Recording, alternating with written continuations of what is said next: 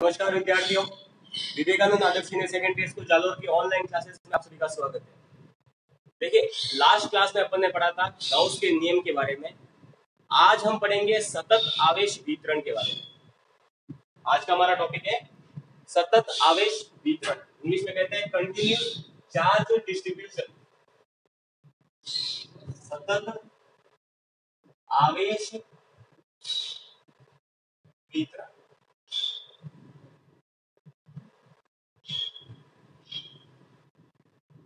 सतत आवेश वितरण क्या होता है?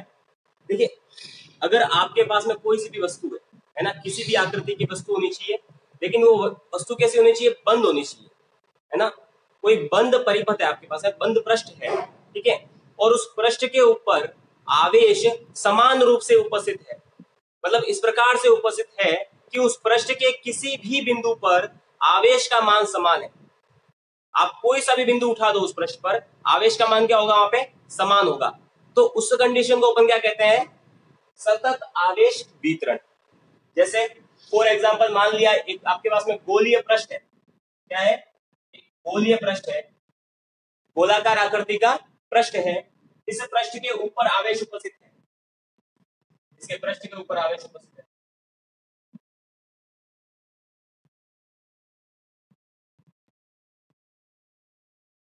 और ये बंद पृष्ठ है।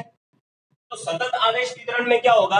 इस पृष्ठ के ऊपर मैंने देखिए दो बिंदु मान लिए। ये बिंदु अपना हो गया, इसको लिया मैंने P1 बिंदु, और इसको थोड़ा सा अंदर P1 बिंदु, और एक ये बिंदु मैंने मान लिया, इसको मैंने बोल दिया P2 बिंदु। तो इन दोनों बिंदुओं पर आवेश का मान क्या होना चाहिए? समान होना चाहिए। तो वो कंडीशन हमारी क्या होती है? सतत आवेश वितरण की कंडीशन होती है। इंग्लिश में कहते हैं कंटिन्यूअस चार्ज डिस्ट्रीब्यूशन। ठीक है, तो यहां पर क्या होगा? आवेशों के लिए P1 क्या होगा? बराबर होगा P2 के। तो सतत आवेश वितरण की परिभाषा क्या होती है? किसी बंद पृष्ठ के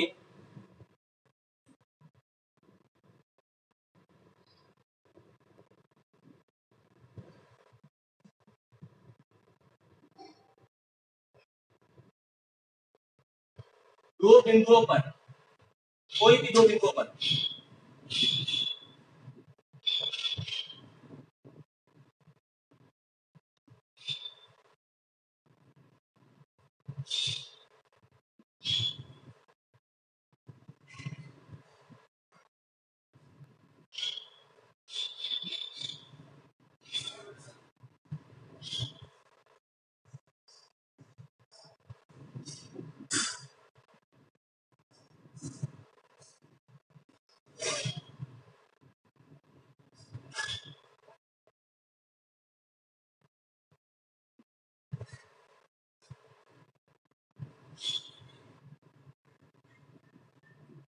सतत आवेश वितरण में किसी बंद पृष्ठ के कोई भी दो बिंदुओं पर आवेश का मान क्या होगा? समान होगा। चाहे मैं ये बिंदु है ना P1, इसको मैं यहां पर भी ले सकता हूं, यहां पर भी ले सकता हूं, कहीं पर भी ले सकता हूं। आवेश का मान क्या होना चाहिए? समान होना चाहिए। ये वाली कंडीशन आनी चाहिए। P1 पर जितना आवेश होगा P2 पर भी उतना ही आवेश होगा। एक बार स्क्रीनशॉट ले लो जल्दी से इसका, फिर अपन आगे बढ़ते हैं।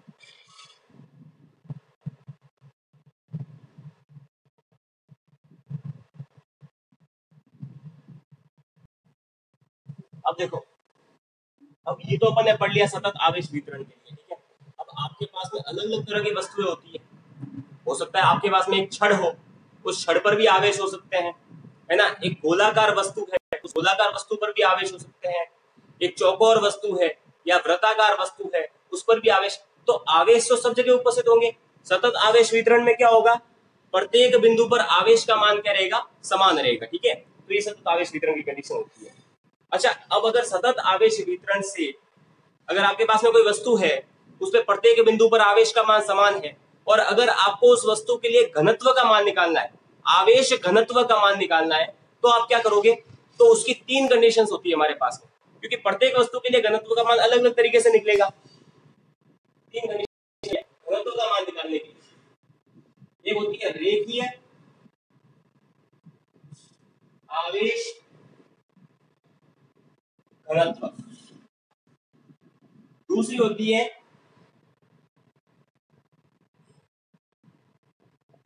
पृष्ठीय आवेश घनत्व, और तीसरी होती है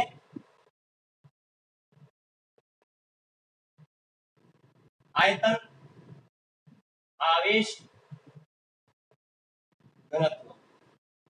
देखिए हमारे पास में तीन तरीके हैं, तीन तरीकों की सहायता से आप घनत्व ज्ञात कर सकते हैं, ठीक है। और ये तीनों अलग अलग कंडीशंस में अप्लाई होते हैं। रेखीय आवेश घनत्व क्या होगा, ये उस वस्तु के लिए होगा जो क्या है 1D में उपस्थित है, एक विमीय में उपस्थित है, ठीक है। तो वहां पर रेखीय आवेश घनत्व की बात की जाएगी। जैसे फॉर एग्जांपल अपन कह सकते हैं कि एक आपके पास में छड़ है, एक आपके पास में छड़ है, उस छड़ पर समान रूप से आवेश उपस्थित है। तो इस छड़ का जो घनत्व है, इसका एक छोटा सा अल्पांश ले लिया और उस अल्पांश पर आवेशों की संख्या निकाल दी, तो वो संख्या अपन किससे निकालेंगे, रेखीय आवेश घनत्व से निकालेंगे। तो अगर छड़ दे रखी है और उस छड़ के अल्पांश पर आवेश का मान निकालना है, घनत्व क्या होता है, आप एक छोटा सा टुकड़ा ले लो, उस टुकड़े पर आवेश का मतलब कोई जैसे द्रव्यमान के लिए घनत्व निकाल रहे तो द्रव्यमान का मान निकाल देंगे, तो वो द्रव्यमान के लिए घनत्व हो जाएगा, ठीक है। तो यहाँ पर अपन आवेश घनत्व निकालते हैं। आवेश घनत्व देखिए सबके लिए आवेश घनत्व निकाल रहे हैं, यहाँ पर भी आवेश घनत्व, यहाँ पर भी आवेश घनत्व, यहाँ पर भी आवेश घनत्व। तो रेखीय आवेश घनत्व में क्या करेंगे, हम एक छड़ लेंगे, उस छड़ का एक छोटा सा अल्पांश और उस अल्पांश पर आवेशों की संख्या निकालेंगे, ठीक है। छड़ भी हो सकती है आपके पास, एक है ना पतला सा तार भी हो सकता है ना, उस तार को मोड़ के आप अलग आकृति भी बना सकते हो। वो जो अलग आकृति बनाओगे वो कैसी होनी चाहिए, बंद होनी चाहिए, खुली नहीं होनी चाहिए, ठीक है। तो ये पहली कंडीशन तो ये होगी। दूसरी कंडीशन, पृष्ठीय आवेश घनत्व कहां पर अप्लाई किया जाता है, अगर आपके पास में टू विमीय में ना 2D में अगर कोई वस्तु उपस्थित है तो वहां पर अपन पृष्ठीय आवेश घनत्व की बात करेंगे। जैसे ये कह सकते हो आप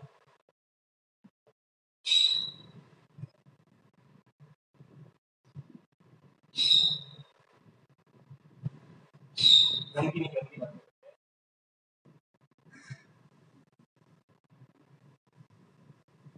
एक गोलाकार वस्तु है आपके पास, क्या है, गोलाकार वस्तु है। तो यहाँ पर क्या होगा, इसका क्षेत्रफल, इसके पृष्ठ का क्षेत्रफल होगा, पृष्ठीय क्षेत्रफल होगा, है ना। तो यहाँ पर क्षेत्रफल की बात की जा रही है तो पृष्ठीय आवेश घनत्व का उपयोग किया जाएगा, ठीक है। अगर इस वस्तु के ऊपर पृष्ठ पर अगर आवेश उपस्थित है,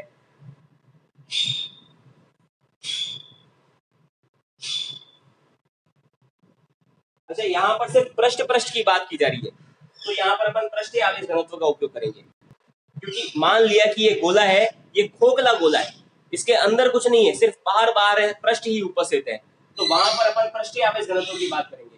यदि ये गोला पूरा भरा हुआ होता है ना, अंदर से खोखला नहीं होता और आवेश ये बाहर ना होकर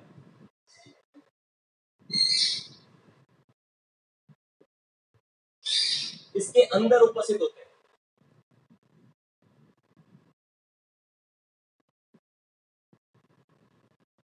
तो वहां पर अपन क्या करते, आयतन आवेश घनत्व की बात करते हैं। वापस सुन लो, अगर देखिए गोला है, वो खोखला गोला है, उसके अंदर कुछ नहीं है, ठीक है, और उसके पृष्ठ पर आवेश है, वो समान रूप से उपस्थित है सतत आवेश वितरण की कंडीशन के अनुसार, तो वहां पर अपन क्या करेंगे, अगर वहां पर उसके पृष्ठ पर अगर आपको आवेश घनत्व का मान निकालना है तो उसके लिए पृष्ठीय आवेश घनत्व की बात की जाएगी। लेकिन अगर गोला क्या है, पूरा भरा हुआ है, खोखला गोला नहीं है ना, और उसके अंदर भीतर में आवेश उपस्थित है, तो वहां पर अपन क्या करेंगे, आयतन आवेश घनत्व की बात करेंगे। अब मैंने आपको देखो पहले बता चुका हूं मैं कि चालक वस्तु और कुचालक वस्तु दोनों में अंतर होता है, ठीक है। अंतर क्या होता है,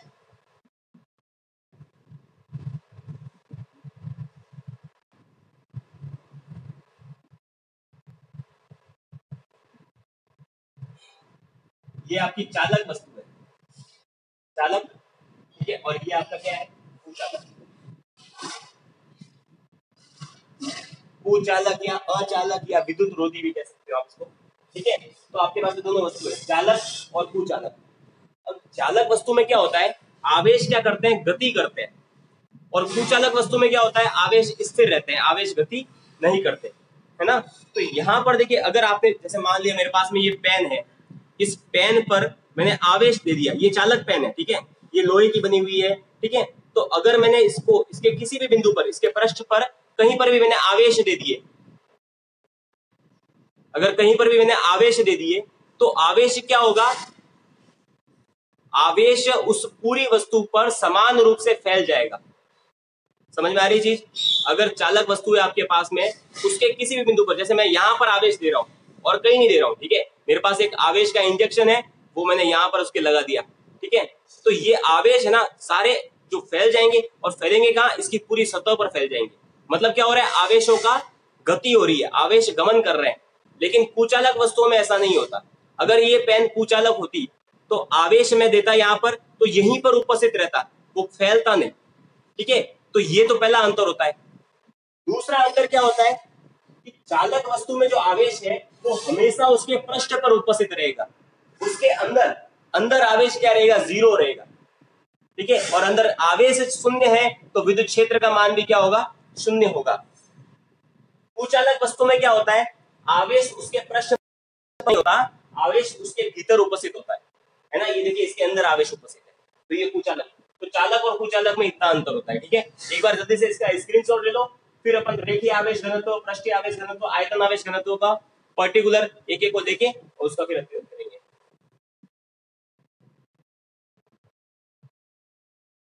अब अपन बात कर रहे हैं रेखीय आवेश घनत्व। रेखीय आवेश घनत्व क्या होता है, इंग्लिश में कहते हैं लीनियर चार्ज डेंसिटी, ठीक है। देखिए, घनत्व की बात करते हैं तो घनत्व क्या होता है, घनत्व इंग्लिश में कहते हैं डेंसिटी। डेंसिटी बराबर होती है V बराबर m अपॉन v होता है, m अपॉन v। तो घनत्व बराबर होता है द्रव्यमान मास वॉल्यूम, मतलब आयतन। घनत्व किसके बराबर होता है, घनत्व बराबर होता है द्रव्यमान बटा आयतन, ठीक है। यहाँ पर अपन रेखीय आवेश घनत्व की बात करते हैं। इस रेखीय आवेश घनत्व को अपन लैम्बडा से प्रदर्शित करते हैं। किसे बताते हैं, लैम्बडा से बताते हैं, ठीक है। इसकी परिभाषा मैं पहले लिख लेता हूं। रेखीय आवेश घनत्व की परिभाषा क्या होती है,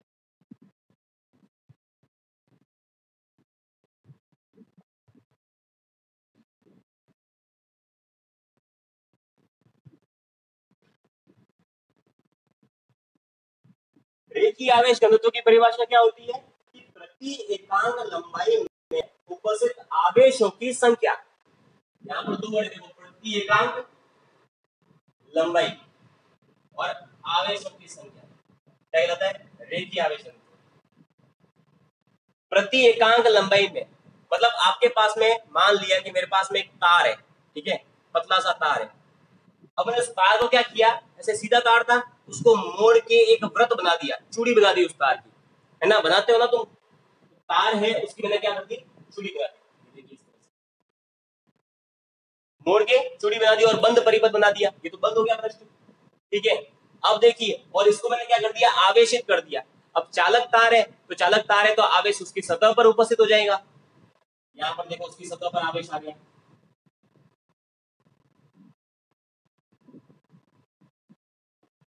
अब अगर मुझे निकालना है कि देखिए मैंने आवेश दिया, ठीक है, मुझे निकालना है कि इसके छोटे से अल्पांश पर आवेश का मान कितना होगा, तो वो मैं कैसे निकालूंगा, रेखीय आवेश घनत्व की परिभाषा से।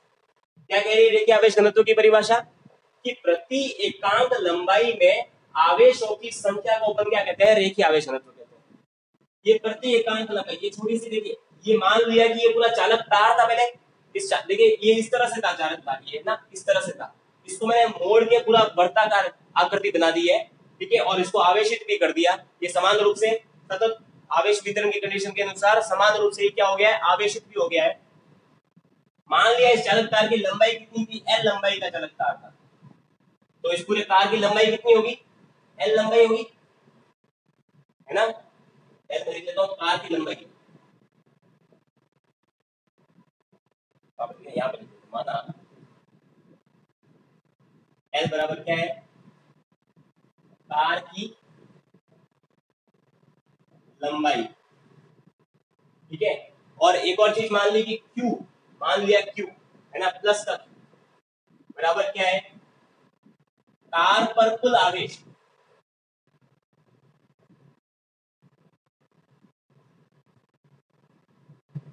तार पर कुल आवेश है।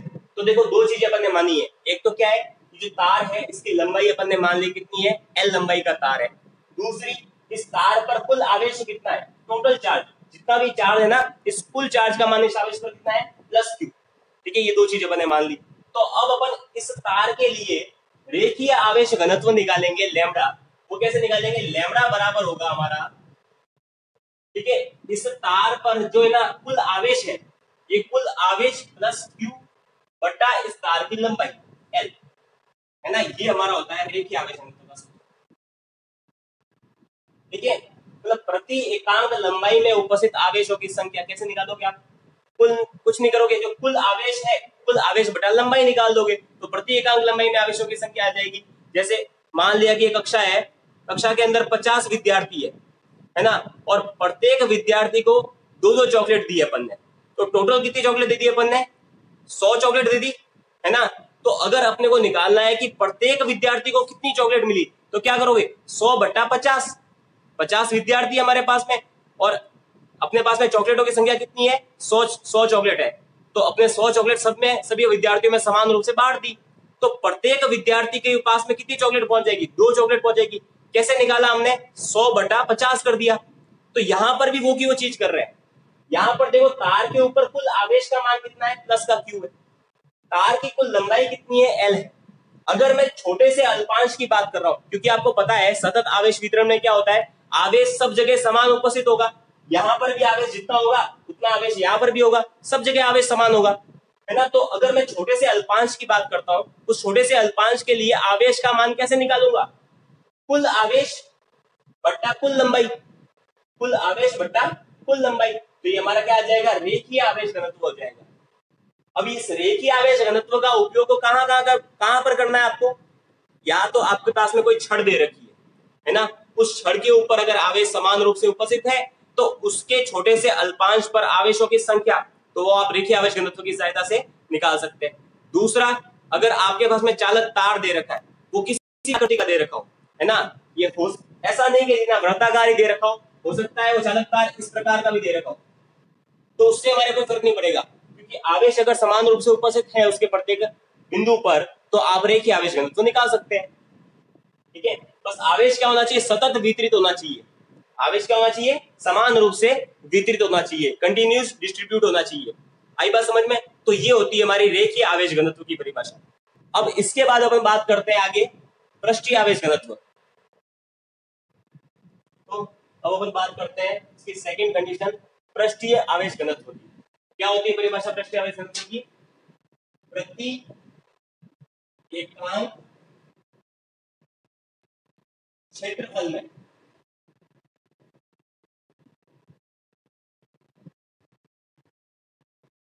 आवेशों की संख्या,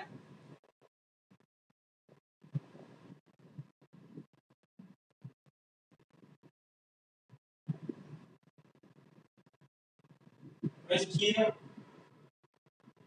आवेश घनत्व कहलाता है।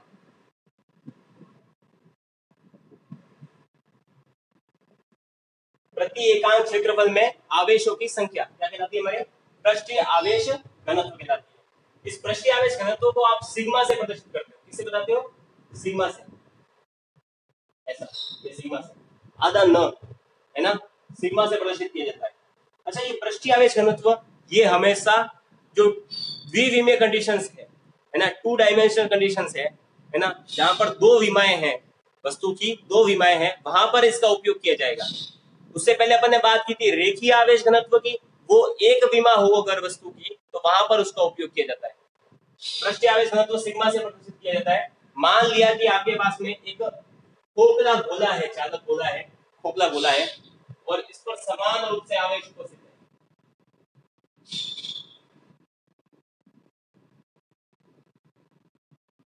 समान रूप से आवेश उपस्थित है मतलब इसके प्रत्येक बिंदु पर आवेश का मान क्या होना चाहिए, समान होना चाहिए। ठीक है, अगर मैं यहाँ पर एक अल्पांश ले लेता हूँ, अब आपको पता है खोखला गोला है तो उसका पृष्ठ किस प्रकार से होगा, कुछ इस प्रकार से होगा, गोलाकार आकृति है। तो वहां पर अगर आप ऊपर अल्पांश लेंगे तो अल्पांश ऐसे रेखा में थोड़ी आएगा, वो अल्पांश क्षेत्रफल के रूप में आएगा। यही बात समझ में? तो ये गोलाकार आकृति है तो अल्पांश इसका कैसा आएगा, ऐसे क्षेत्रफल के रूप में आएगा।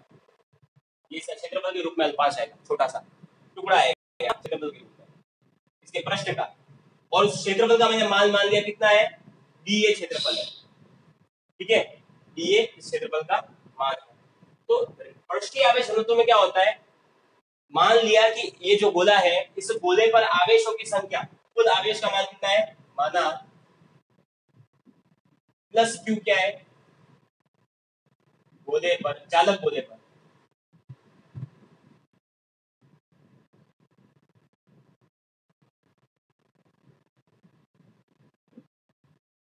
कुल आवेश और प्लस क्यू गया, और क्या है क्षेत्रफल, इस गोले का पृष्ठीय क्षेत्रफल क्या है, ए बराबर क्या है, गोले का पृष्ठीय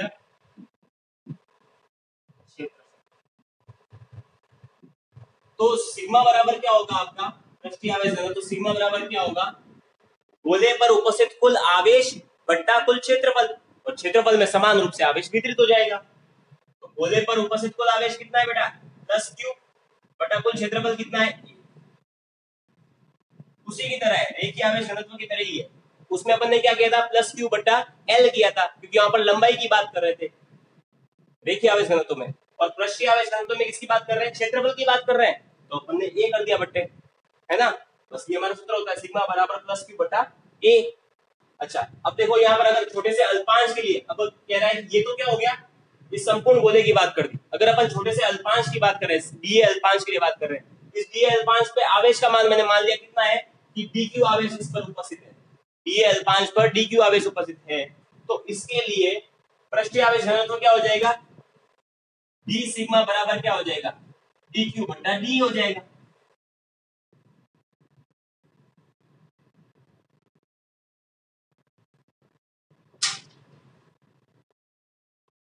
ठीक है, इस तरह से निकल जाएगा। तो इस प्रकार से आप पृष्ठीय आवेश घनत्व ज्ञात कर सकते हैं। ठीक है, तो इसका स्क्रीनशॉट ले लो एक बार, जल्दी से स्क्रीनशॉट ले लो। फिर अपन तीसरी कंडीशन की बात करते हैं, आयतन आवेश घनत्व। तो अपन इसकी तीसरी कंडीशन की बात करते हैं, आयतन आवेश घनत्व, इंग्लिश में कहते हैं वॉल्यूम चार्ज डेंसिटी। ठीक है, आयतन आवेश घनत्व क्या होता है, इसको आप रॉ से प्रदर्शित करते हो, रॉ इस तरह से होता है ये रॉ। ठीक है, ऊपर एक छोटी सी गांठ देनी है और इसको लंबा से खींचना है, रॉ हो जाएगा। आयतन आवेश घनत्व क्या होता है, इसकी परिभाषा क्या होती है, किसी एकांक में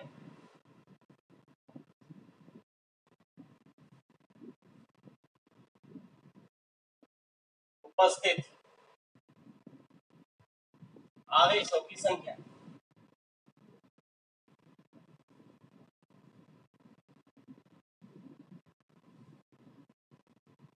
आयतन आवेश घनत्व कहलाता है।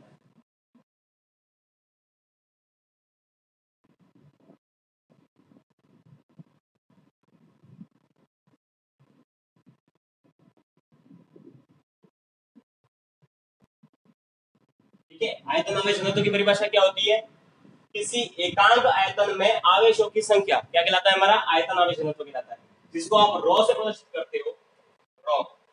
ये रॉ बराबर क्या होता है, रॉ बराबर होता है आपका प्लस क्यू आवेश बट्टा वी वॉल्यूम, ये इसका सूत्र होता है।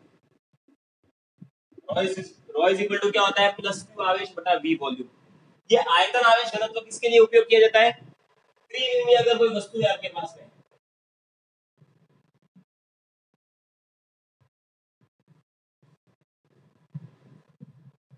तो उसके लिए किसका उपयोग करेंगे अपन? आयतन आवेश घनत्व का उपयोग करेंगे। फॉर एग्जाम्पल, जैसे मैंने मान लिया मेरे पास में एक, ठीक है, खोखला नहीं है, एक अचालक गोला है और उसमें आवेश क्या होंगे?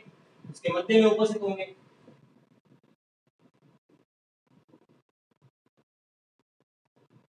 ठीक है, इन आवेशों का मान मैंने मान लिया, कुल आवेशों की संख्या कितनी है? Plus Q. और इस गोले का आयतन कितना है? ये कितना क्षेत्र कवर कर रहा है? आयतन कितना है उसका? बी, है ना, ये इसका टोटल आयतन है। तो इसके लिए आवेश घनत्व का मान कितना हो जाएगा? रॉ बराबर आ जाएगा प्लस क्यू बटा वी। अगर छोटे से अल्पांश की बात करेंगे तो plus Q plus D Q बटा डी वी आ जाएगा। आई बात समझ में? एक बार जल्दी से इसका स्क्रीनशॉट ले लो, फिर अपन आगे बढ़ते हैं।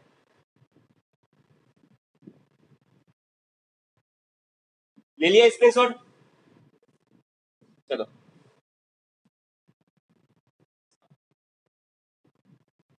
तो इससे तो यहाँ पर अपना सतत आवेश वितरण का टॉपिक समाप्त होता है। अब अपन बात करेंगे गाउसियन पृष्ठ की। हमारा अगला टॉपिक है गाउसियन पृष्ठ। गाउसियन पृष्ठ क्या होती है उसकी बात करेंगे। बहुत ही छोटा और इंपॉर्टेंट टॉपिक है, ध्यान देना।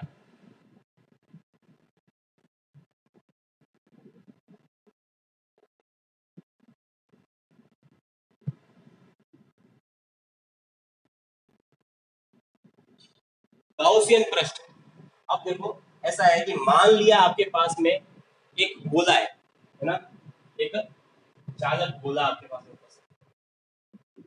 क्या है? चालक गोला उपस्थित, एक गोला उपस्थित है। इस गोले के अंदर, ये बंद पृष्ठ है, इस बंद पृष्ठ के अंदर आवेश है प्लस क्यू आवेश उपस्थित है। इस बंद पृष्ठ के अंदर कौन सा आवेश उपस्थित है? प्लस क्यू आवेश उपस्थित है। तो इस बंद पृष्ठ से निर्गत जो विद्युत क्षेत्र की तीव्रता है उसका मान आप ज्ञात कर सकते हो। कैसे निकालोगे? अगर आपको फाई का मान पता चल जाएगा तो विद्युत क्षेत्र की तीव्रता का मान निकल जाएगा। कैसे? फाई बराबर क्या होता है हमारा? Q upon epsilon not. ये तो गाउस के नियम से था हमारा सूत्र। दूसरा सूत्र होता है फाई का, फाई बराबर होता है E vector dot A vector, या कह सकते हैं EA cos थीटा। तो इसका मान इसके अंदर रख देते हैं तो कितना आ जाएगा हमारे पास में? EA cos थीटा बराबर आ जाएगा Q अपॉन एप्सिलॉन नॉट। अब A cos थीटा को उधर भेज देते हैं तो E बराबर कितना आ जाएगा? Q बटा A cos थीटा और ये एप्सिलॉन नॉट। आई बात समझ में? और अगर आपको दे रखा है कि ये जो पृष्ठ है, मान लिया कि इस पृष्ठ का क्षेत्रफल है वो कितना है? ए है। इस पृष्ठ का संपूर्ण पृष्ठ क्षेत्रफल कितना है? ए है। तो आप इस देखिए, इस आवेश की सहायता से जो विद्युत क्षेत्र की तीव्रता है उसका मान आप निकाल सकते हो, है ना, विद्युत क्षेत्र का मान निकाल सकते हो। ई बराबर क्यू अपॉन एप्सिलॉन नॉट ए कॉस थीटा, है ना, इसकी सहायता से विद्युत क्षेत्र का मान निकाला जा सकता है। लेकिन अगर आपको आवेश ऐसा बाहर दे दिया हो, ये आवेश है आपको 10 क्यू आवेश है, यहां पर नहीं, अगर आपको यहां पर दे दिया हो 10 क्यू आवेश, तो फिर विद्युत क्षेत्र की तीव्रता का मान कैसे निकालोगे? तो फिर विद्युत क्षेत्र का मान कैसे निकाला जाएगा? हाँ, इसके साथ ही यदि आपको आवेश इस पृष्ठ की सतह पर दे दिया जाए, पृष्ठ की सतह पर दे दिया जाए, तो फिर विद्युत क्षेत्र का मान कैसे निकलेगा? इस आवेश के कारण निकलने वाले विद्युत क्षेत्र का मान कैसे निकलेगा? ठीक है, अगर पृष्ठ की सतह पर दिया जाए तो यहाँ पर तो देखिए फाई बराबर क्यू इनसाइड, मतलब पृष्ठ के अंदर जो आवेश है सिर्फ उन्हीं आवेश की बात की जाती है।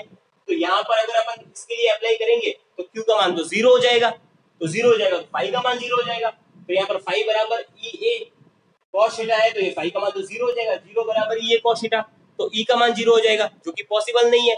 अगर आपके पास में आवेश है तो विद्युत क्षेत्र का मान तो होगा ही होगा, और यहाँ पर तो ये कह रहा है विद्युत क्षेत्र का मान शून्य हो जाएगा, है ना। अगर इस कंडीशन के लिए निकालोगे तो कैसे निकलेगा?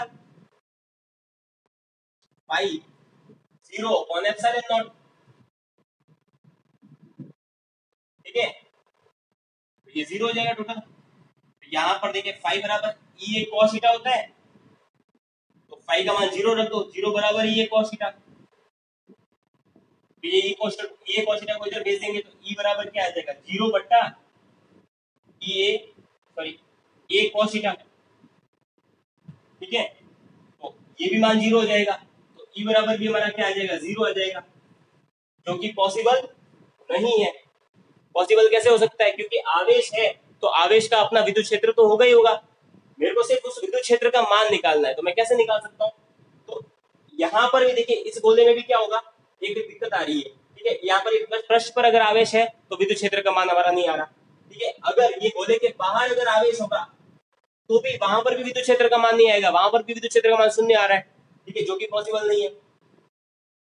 तो इस कंडीशन में अगर ऐसी कंडीशन आ जाती है कि आवेश वस्तु की पृष्ठ पर उपस्थित हो या वस्तु वस्तु के बाहर उपस्थित हो, और अगर आपको विद्युत क्षेत्र का मान निकालना है, उस आवेश के कारण जो उत्पन्न विद्युत क्षेत्र है उसका मान निकालना है, तो उसके लिए आपको गाउसियन पृष्ठ की कल्पना करनी पड़ेगी।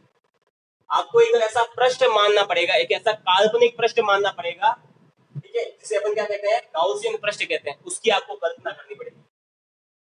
देखिए, गाउसियन पृष्ठ की कल्पना किस प्रकार से की जा सकती है।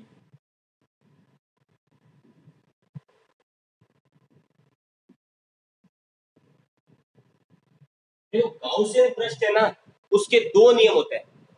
उन दोनों नियमों का अगर वो पालन कर रहा है, एक ऐसा पृष्ठ होता है, देखिए जैसे ये वस्तु है ना, अगर आवेश इस वस्तु की सतह पर उपस्थित है तो इसके चारों तरफ एक ऐसा पृष्ठ हो जाएगा। ठीक है, एक ऐसे गाउसियन पृष्ठ की कल्पना करनी पड़ेगी,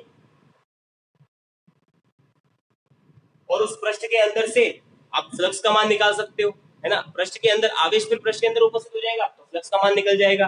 ठीक है, और फिर विद्युत क्षेत्र की तीव्रता का मान भी निकल सकता है। तो यहाँ पर अपन क्या करते हैं, गाउसियन पृष्ठ के लिए देखिए दो नियम होते हैं।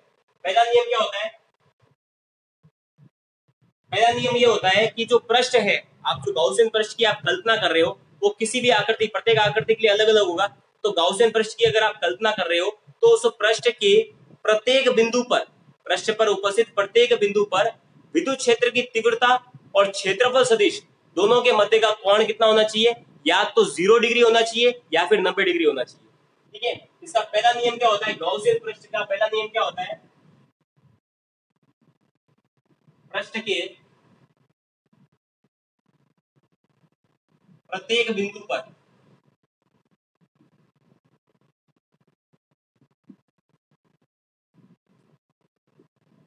विद्युत क्षेत्र की तीव्रता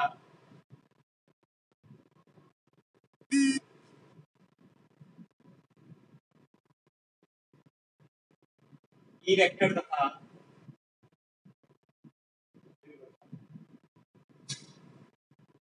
ई वेक्टर तथा ए वेक्टर, आपको पता है ए वेक्टर क्या होता है, क्षेत्रफल सदिश के मध्य कोण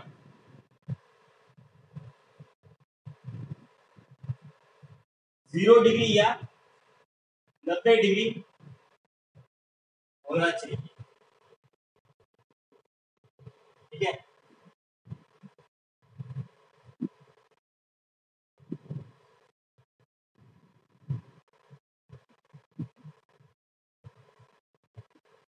ठीक है।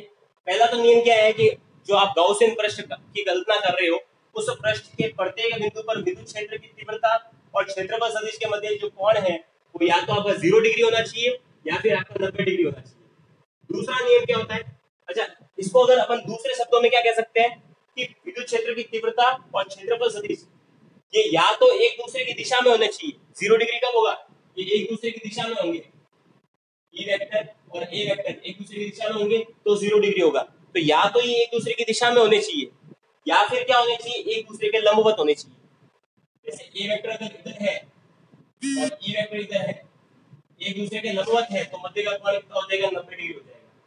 ठीक है, तो या तो ये एक दूसरे की दिशा में होने चाहिए या एक दूसरे के लंबवत होने चाहिए, या फिर कह सकते हैं कि इनके मध्य का कोण क्या होना चाहिए, या तो 0 डिग्री होना चाहिए या 90 डिग्री होना चाहिए। इसके अलावा और किसी भी तरह का कोण आया तो गाउसियन पृष्ठ वो नहीं कहलाएगा। आई बात समझ में? दूसरा नियम क्या होता है इसका? दूसरा नियम होता है कि गाउसियन पृष्ठ के प्रत्येक बिंदु पर विद्युत क्षेत्र की तीव्रता का मान क्या होना चाहिए, समान होना चाहिए।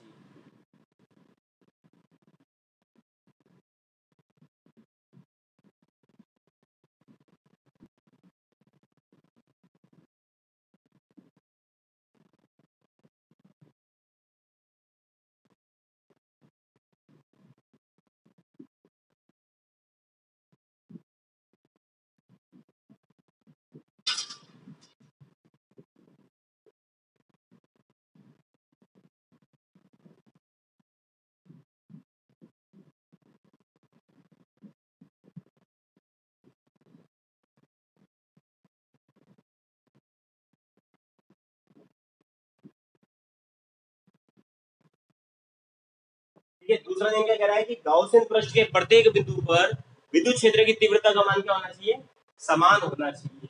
तो ये दो नियमों का अगर कोई पृष्ठ पालन कर रहा है तो वो हमारा गाउसियन पृष्ठ होगा, वरना वो गाउसियन पृष्ठ नहीं होगा। ठीक है, अगर अपन इस कंडीशन की बात करें, गाउसियन पृष्ठ निकाले तो कैसे निकलेगा,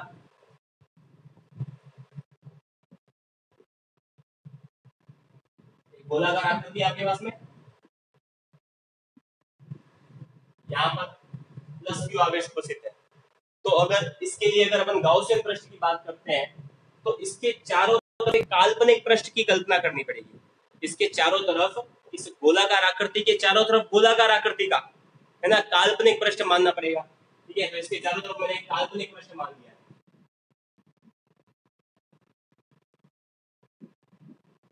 ये इसके चारों तरफ काल्पनिक पृष्ठ है, जो कि हमारा क्या है, ये गाउसियन पृष्ठ है। ये हमारा क्या है, गाउसियन पृष्ठ। ठीक है, गोलाकार आकृति, इसके चारों तरफ एक काल्पनिक पृष्ठ माना है। अच्छा, अब ये जो काल्पनिक पृष्ठ है, इन दोनों नियमों का पालन करना चाहिए। अगर ये इन दोनों नियमों का पालन करेगा तो ये गाउसियन पृष्ठ होगा, वरना गाउसियन पृष्ठ नहीं होगा। पहला नियम क्या है कि प्रत्येक पृष्ठ के प्रत्येक बिंदु पर, जैसे मैं मान लेता हूँ ये जो है ना बिंदु, ये प्लस क्यू है ना, इसको मैं थोड़ा सा यहाँ पर लिख लेता हूँ ताकि समझने में थोड़ी आसानी हो। ठीक है, पहला नियम तो क्या कह रहा है कि पृष्ठ के प्रत्येक बिंदु पर विद्युत क्षेत्र की तीव्रता का मान, विद्युत क्षेत्र की तीव्रता और क्षेत्रफल सदिश के मध्य का कोण क्या होना चाहिए, या तो 0 डिग्री होना चाहिए या 90 डिग्री होना चाहिए प्रत्येक बिंदु पर। ठीक है, तो अब देखिए जैसे मान लिया ये प्लस क्यू आवेश है, तो इससे देखिए ना विद्युत बल रेखा निकलेगी, विद्युत क्षेत्र की तीव्रता निकलेगी बाहर की तरफ, देखिए जा रही है। ये जो पृष्ठ है, ये देखो पृष्ठ, इस पृष्ठ से भी इसकी दिशा किस तरफ है, बाहर की तरफ है। विद्युत क्षेत्र की तीव्रता ई वेक्टर, इसकी दिशा बाहर,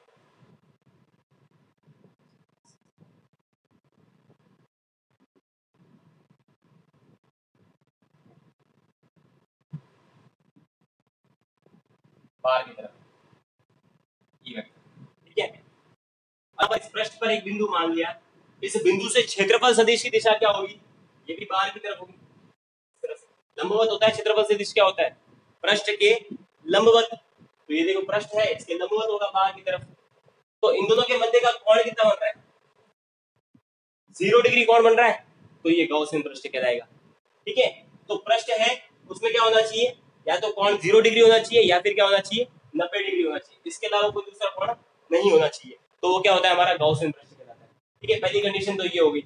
और दूसरी कंडीशन क्या होगी कि गाउसियन पृष्ठ के प्रत्येक बिंदु पर विद्युत क्षेत्र की तीव्रता का मान क्या होना चाहिए, समान होना चाहिए। आपको पता है प्लस क्यू आवेश है, ये अपने चारों तरफ समान रूप से विद्युत बल रेखाएं निकालेगा। तो ये देखिए यहाँ से समान रूप से विद्युत बल रेखाएं सब तरफ निकाल रहा है। ठीक है, तो समान रूप से विद्युत बल रेखा निकलेगी, जैसे देखो यहाँ पे निकल रही है, ऐसे विद्युत बल रेखा निकल रही है। ठीक है, ऐसे निकल रही है, समान रूप से निकल रही है। समझ में,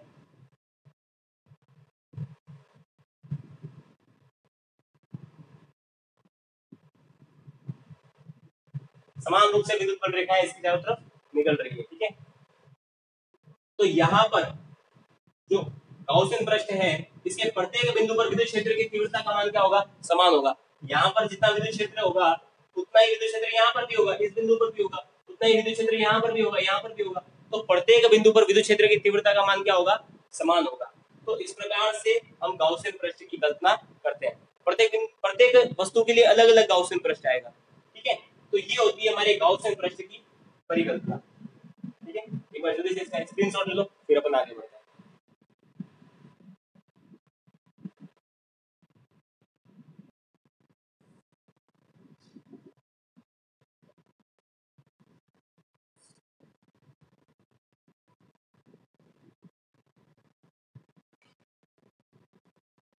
तो गाउसियन पृष्ठ मानने का हमें फायदा क्या होगा, फायदा ये होगा कि अब आप इस प्लस क्यू आवेश के कारण, देखिए पहले गाउसियन पृष्ठ नहीं माना था, तो इस प्लस क्यू आवेश के कारण आप विद्युत क्षेत्र की तीव्रता का मान नहीं निकाल पा रहे थे। लेकिन अब आप क्या कर सकते हो, इस प्लस क्यू आवेश के कारण विद्युत क्षेत्र की तीव्रता का मान निकाल सकते हो। अब जो आप जो बाहरी जो बंद पृष्ठ मान रहे हो, वो आपका ये वाला नहीं होगा, कौन सा हो जाएगा, ये वाला हो जाएगा, गाउसियन पृष्ठ हो जाएगा। ठीक है, तो अब देखिए इस गाउसियन पृष्ठ के लिए फाई का मान क्या हो जाएगा, फाई इनसाइड बटा एप्सिलॉन नॉट। तो इस पृष्ठ के अंदर आवेश उपस्थित है, तो आवेश पृष्ठ के अंदर उपस्थित है, तो इसको ले लेंगे अपन 10 क्यू ले लेंगे बटा एप्सिलॉन नॉट ले लेंगे। ठीक ठीक है, ये फाई के बराबर आ जाएगा। एक और हमारे पास में फाई का सूत्र होता है, क्या होता है, फाई बराबर ई cos थीटा। तो इस ई को यहाँ पर मान रखेंगे इसका, तो कितना आ जाएगा, ई cos थीटा क्यू बटा एप्सिलॉन नॉट। तो ई बराबर क्या आ जाएगा, क्यू बटा ए cos थीटा और एप्सिलॉन नॉट, ये हमारा आ जाएगा इस प्लस क्यू आवेश के कारण विद्युत क्षेत्र की तीव्रता का मान। प्लस क्यू आवेश के कारण विद्युत क्षेत्र की तीव्रता का मान हमारा आ जाएगा ई बराबर q upon epsilon naught a cos theta. आई बात समझ में? और अगर आवेश बाहर भी उपस्थित होगा, जैसे यहाँ पर नहीं होगा, अगर यहाँ पर उपस्थित है, ठीक है, यहाँ पर भी अगर प्लस क्यू आवेश उपस्थित है, तो इसके लिए भी मान निकल सकता है, क्योंकि अपन ने गाउसियन पृष्ठ जो कल्पना की है, आवेश क्या होना चाहिए, उस गाउसियन पृष्ठ के अंदर उपस्थित होना चाहिए, है ना, चाहे इस गोले के बाहर उपस्थित हो, लेकिन गाउसियन पृष्ठ के आवेश क्या होना चाहिए, अंदर उपस्थित होना चाहिए। तो फिर इसी प्रोसेस से आप उसके लिए विद्युत क्षेत्र की तीव्रता का मान निकाल सकते हैं, ठीक है। तो ये उपयोग होता है गाउसियन पृष्ठ का। तो आज की क्लास में अपन इतना ही पढ़ेंगे, कल इससे आगे अध्ययन करेंगे।